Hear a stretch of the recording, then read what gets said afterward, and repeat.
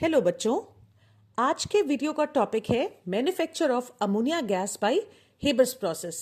बच्चों, आपको ये टॉपिक क्लियर करने के लिए मैंने एक बहुत ही सिंप्लीफाइड डायग्राम यहाँ ड्रॉ किया है और साथ ही साथ इस वीडियो के एंड में कुछ बहुत इंपॉर्टेंट पॉइंट्स हैं हेबर्स प्रोसेस से रिलेटेड, वो मैंने लिस्ट आउट किए हैं। तो बच्चों, इस वीडियो को एंड तक देखना मत भूलिएगा और चैनल को सब्सक्राइब करना मत भूलिएगा। वीडियो को लाइक और शेयर जरूर करिएगा। सो चलिए बच्चों, शुरू करते हैं हेबर्स प्रोसेस के डिस्क्रिप्शन को। जैसे कि आप जानते हैं, Haber's process large scale production of ammonia gas के लिए यूज किया जाता है और इस प्रोसेस में हम नाइट्रोजन गैस के रिएक्शन हाइड्रोजन गैस के साथ करते हैं कुछ कंडीशंस की प्रेजेंस में अमोनिया गैस को प्रोड्यूस करने के लिए। मैं इस रिएक्शन को सर्वगुण संपन्न रिएक्शन बोलती हूं। उसका कारण यह है कि जैसे कोई एक केमिकल रिएक्शन को कराने के लिए जो भी फेवरेबल कंडीशंस होती हैं, मैक्सिमम वो सारी फेवरेबल कंडीशन इस प्रोसेस में यूज होती हैं। जैसे नाइट्रोजन और हाइड्रोजन गैसेस 1:3 के रेशियो में आपस में रिएक्ट करते हैं और 2 डबल रेशियो में अमोनिया गैस प्रोड्यूस करते हैं। ये प्रोसेस एक बहुत स्लो प्रोसेस माना जाता है। मतलब नाइट्रोजन हाइड्रोजन गैसेस बहुत ही स्लोली रिएक्ट करके अमोनिया गैस को प्रोड्यूस करते हैं। अब चूंकि हमें ammonia gas large scale production में चाहिए, सो इस रिएक्शन की हमें स्पीड को बढ़ाना होता है। सो इस रिएक्शन की स्पीड को बढ़ाने के लिए जाहिर सी बात है कि हमें एक कैटलिस्ट चाहिए। सो कैटलिस्ट का चॉइस है आयरन। अब चूंकि यहां पे हम नाइट्रोजन गैस और हाइड्रोजन गैस का यूज कर रहे हैं, source of nitrogen gas air होता है और हाइड्रोजन गैस का सोर्स होता है बॉश प्रोसेस, जो कि हाइड्रोजन गैस का मैन्युफैक्चर प्रोसेस भी है। सो क्वाइट पॉसिबल होता है कि इन दो सोर्सेस से जब हम इन गैसेस को लेते हैं तो उनमें कुछ इम्प्योरिटीज भी हों। तो इसलिए हमें कैटलिस्ट की एफिशिएंसी को इंप्रूव करना होता है। सो कैटलिस्ट की एफिशिएंसी को इंप्रूव करने के लिए हम एक प्रमोटर यूज करते हैं और वो प्रमोटर है मोलिब्डेनम। अब ये रिएक्शन एक एक्सोथर्मिक रिएक्शन है। एक्सोथर्मिक रिएक्शन है मतलब इस रिएक्शन में ऑलरेडी बहुत ज्यादा हीट प्रोड्यूस हो रही है। सो ये एक ट्रिक है, इसको आप हमेशा याद रखिए। जब भी कोई रिएक्शन एक्सोथर्मिक होती है तो उस रिएक्शन को परफॉर्म करने के लिए हमें लो टेम्परेचर चाहिए होता है। सो इस रिएक्शन को सपोर्ट करने के लिए हमें लो टेम्परेचर चाहिए, लेकिन हमें इस बात का भी ध्यान रखना है कि टेम्परेचर इतना लो ना हो जाए कि कैटलिस्ट की एफिशिएंसी पे असर पड़ने लगे। एक बच्चों हमेशा याद रखिएगा, जो कैटलिस्ट होता है हमेशा एक उसका ऑप्टिमम टेम्परेचर होता है। ऑप्टिमम टेम्परेचर मतलब एक वो टेम्परेचर जिस पे कैटलिस्ट की वर्केबिलिटी एफिशिएंसी मैक्सिमम होती है। और आयरन के केस में उसकी वर्केबिलिटी मैक्सिमम है 450 डिग्री सेल्सियस पे। सो वैसे तो हमें लो टेम्परेचर चाहिए, लेकिन हम 450 से नीचे का टेम्परेचर इमेजिन भी नहीं कर सकते, क्योंकि आयरन की मैक्सिमम वर्केबिलिटी हमें इसी टेम्परेचर पे ऑब्टेन होती है। और नेक्स्ट बात, बहुत इंपॉर्टेंट बात, टोटल वॉल्यूम ऑफ रिएक्टेंट्स अगर आप देखें, गेलुसैक कंबाइनिंग लॉ ऑफ वॉल्यूम्स को अप्लाई करते हुए अगर टोटल वॉल्यूम ऑफ रिएक्टेंट्स देखें तो ये है 4 volume. 1 volume nitrogen, 3 volume hydrogen, मिला के हो गया 4 वॉल्यूम। और प्रोडक्ट का अगर हम वॉल्यूम देखें तो ये 2 वॉल्यूम है, यानी 4 volume of reactants are producing only 2 volume of products.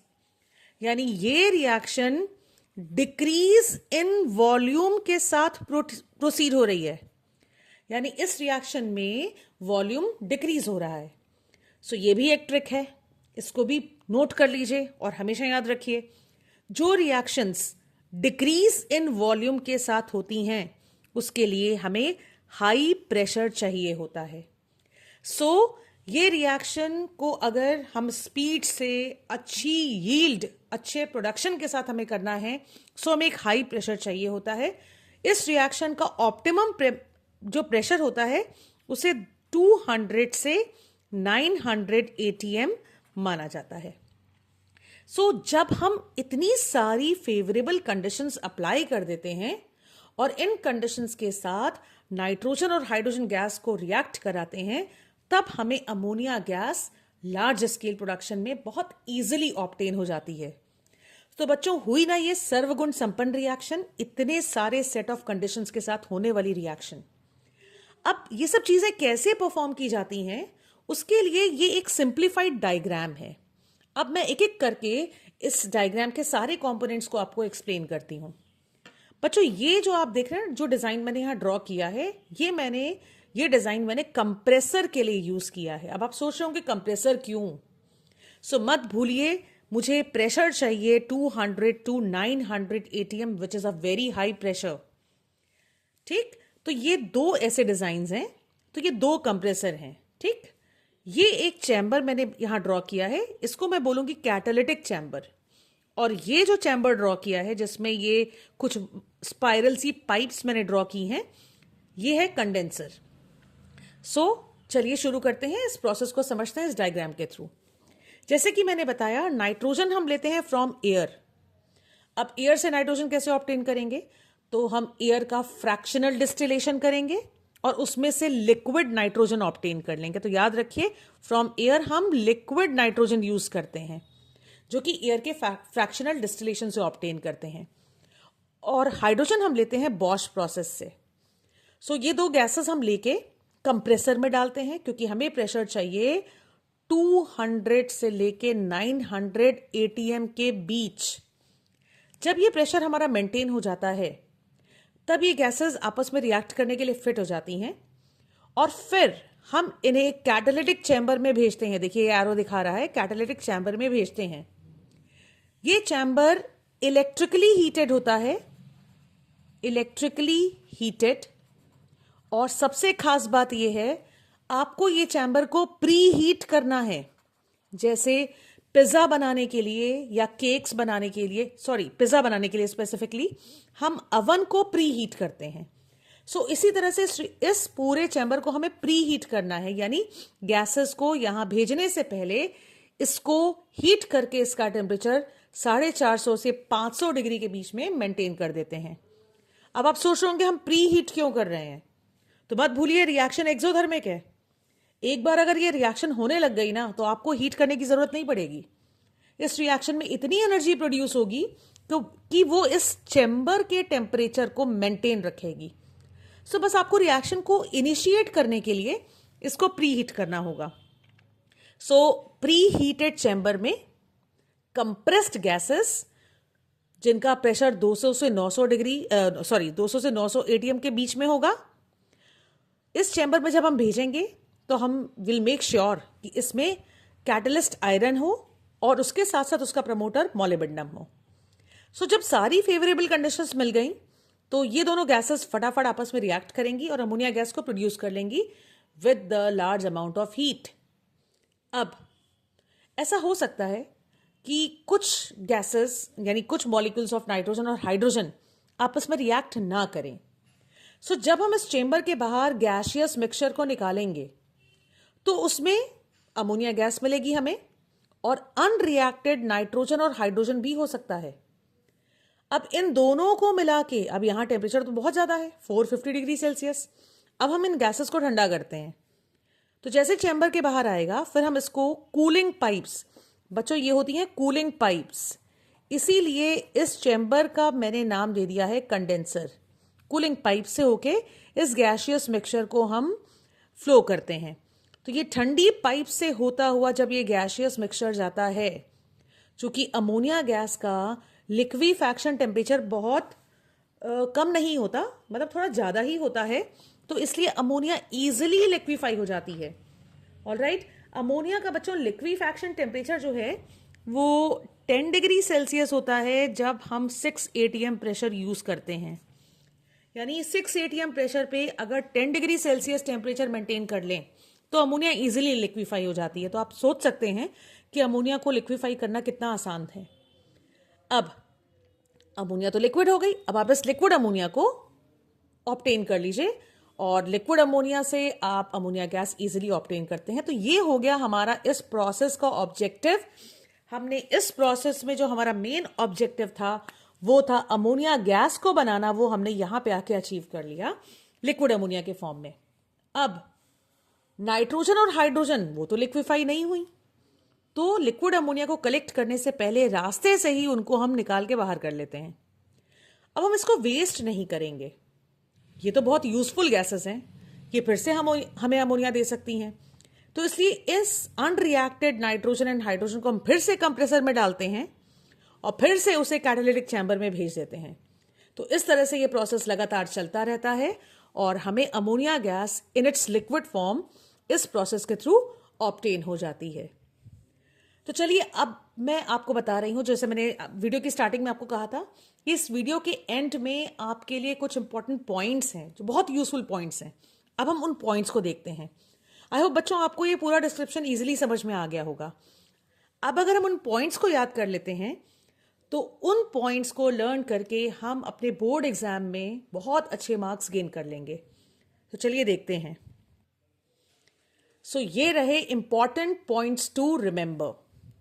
पहला, since reaction is exothermic so catalytic chamber is preheated and low temperature is required. मैंने बताया था आपको, जो रिएक्शंस, ये याद रखिएगा, ये ट्रिक है, इट्स अ ट्रिक, ऑलराइट, कि अगर रिएक्शन एक्सोथर्मिक है so low temperature is required. Exothermic reactions के लिए लो टेम्परेचर चाहिए, ठीक। अब चूंकि रिएक्शन एक्सोथर्मिक है तो चैम्बर को प्रीहीट करेंगे हम और लो टेम्परेचर चाहिए, लेकिन optimum temperature for iron is 450 degree Celsius. So temperature range for reaction is 450 degree Celsius to 500 degree Celsius. बहुत ही स्ट्रांगली आपको ये पॉइंट याद रखना है, इस बार के बोर्ड एग्जाम के लिए ये बहुत इंपॉर्टेंट पॉइंट है। दूसरा, जो ऑप्टिमम प्रेशर चाहिए फॉर रिएक्शन इज 200 टू 900। जैसे कि मैंने आपको थोड़ी देर पहले बताया था कि ये रिएक्शन डिक्रीज इन वॉल्यूम के साथ हो रही है, इसलिए हाई प्रेशर चाहिए, ठीक। और ऑप्टिमम प्रेशर 200 टू 900। लेकिन प्रैक्टिकली जब हम प्रैक्टिकल ग्राउंड्स पे आते हैं सो 250 एटीएम के प्रेशर पे भी हमको अच्छा प्रोडक्शन अमोनिया गैस का मिल जाता है। So a pressure about 250 ATM is used. तीसरा, जो अमोनिया गैस है जो हमने यहाँ पे अनरिएक्टेड नाइट्रोजन एंड हाइड्रोजन से सेपरेट की है, यहाँ तो मैंने आपको बता दिया इसको मैंने कूल किया, सेपरेट किया। इसके अलावा हमारे पास एक टेक्निक और है। सो कुल मिला के ammonia gas is separated from unreacted nitrogen and hydrogen gases bye 2 methods. पहला, आप लिक्विफाई कर लीजिए। क्यों हमें लिक्विफाई करना है? As ammonia gas is easily liquefied on cooling. मैंने बताया था ना, अगर 6 atm प्रेशर है सो 10 डिग्री सेल्सियस पे ही अमोनिया लिक्विफाई हो जाती है। सो बहुत ही इजीली लिक्विफाई होने वाली गैस है, जबकि नाइट्रोजन और hydrogen are not easily liquefied. दूसरा मेथड है एब्जॉर्बिंग इन वाटर। आप ये भी मेथड अपना सकते हैं कि पूरे गैसियस मिक्सचर को पानी में डिसॉल्व कर दें। अब जो अमोनिया गैस होती है वो हाईली सॉल्युबल इन वाटर है।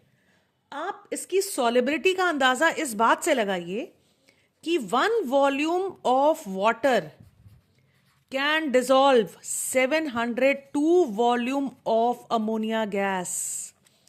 सो आप अंदाजा लगा सकते हैं कि कितनी ज्यादा अमोनिया वाटर में सॉल्युबल है। जबकि नाइट्रोजन और हाइड्रोजन के बारे में हम अच्छे ढंग से जानते हैं कि they are only slightly soluble in water. So बच्चों, आई होप आपको ये कंटेंट अच्छा लगेगा, आपको पूरा मेथड अच्छे से समझ में आ गया होगा। सिस्टमैटिक तरीके से पूरी वीडियो देख के अपने इंपॉर्टेंट नोट्स प्रिपेयर कर लीजिएगा और बोर्ड एग्जाम में उन नोट्स को अच्छे से रिवाइज करके चले जाइएगा, बहुत अच्छा स्कोर कर लेंगे।